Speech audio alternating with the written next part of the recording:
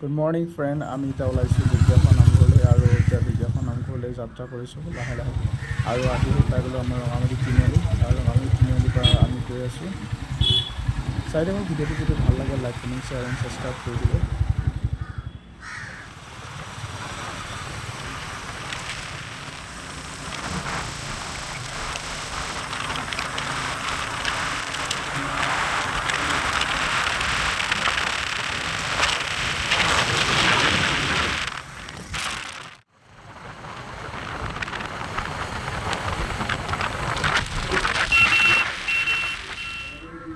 Hi guys, finally আমি ঢেকীয়াখোৱা নামঘৰ পাই গ'লোঁ। আমি ঢেকীয়াখোৱা নামঘৰৰ সন্মুখত গেটখনৰ ওচৰত পালোঁ আৰু দেখিছে ঢেকীয়াখোৱা নামঘৰ এইটো ৰাস্তাত যায় আৰু ইমান ধুনীয়া লাগিছে পৰিৱেশটো, চাওকচোন এবাৰ, ইমান ধুনীয়া পৰিৱেশ।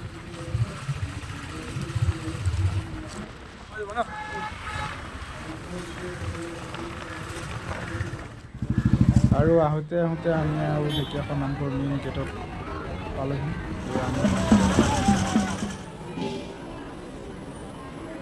চাকি বন্তি জ্বলালোঁ, চাকি বন্তি জ্বলাই আপোনালোকক দেখাইছোঁ।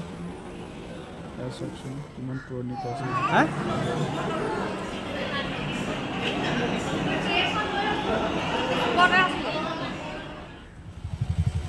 এয়া আমি গাঁৱৰ ভিতৰে ঢেকীয়াখোৱা নামঘৰৰ ৰাস্তাৰ ওচৰতে আছিলোঁ এটা ৰাস্তাত।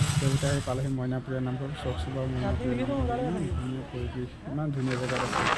আৰু আমি মইনাপুৰীয়া নামঘৰৰ পৰা লাহে লাহে আমি ওলাই আহিছোঁ।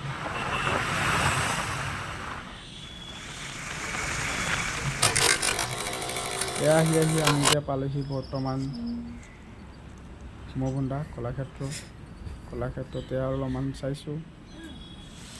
ইমান ধুনীয়া জেগাটো চাওকচোন, যদি কোনোবা নাই অহা আহিব পাৰে, শিমলুগুৰিত আছে। আৰু তাৰ পৰা ওলালোঁ আহি এতিয়া আমি ঘৰৰ মুখে আগবাঢ়িছোঁ। Bye bye.